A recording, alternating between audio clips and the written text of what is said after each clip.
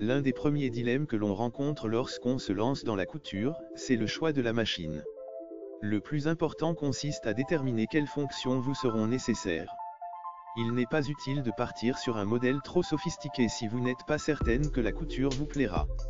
Mais gardez également à l'esprit qu'une machine bon marché ne sera pas toujours une bonne affaire. L'idéal c'est à la fois une machine simple d'utilisation et proposant suffisamment de possibilités pour vous permettre de progresser. Pour bien choisir sa machine à coudre, il est important de prendre en compte ses désirs créatifs et le temps que l'on souhaite y consacrer, occasionnel ou régulier, reprise, habillement, décoration, patchwork, broderie ou encore le type de tissu que l'on souhaite travailler. Vos projets vous guideront dans le choix de votre machine à coudre. Quel que soit le budget que l'on souhaite investir ou l'usage que l'on attend de sa machine à coudre, elle doit proposer les points de couture de base, points droits, points zigzag et boutonnières, de préférence automatique en un temps, à défaut en 4 temps.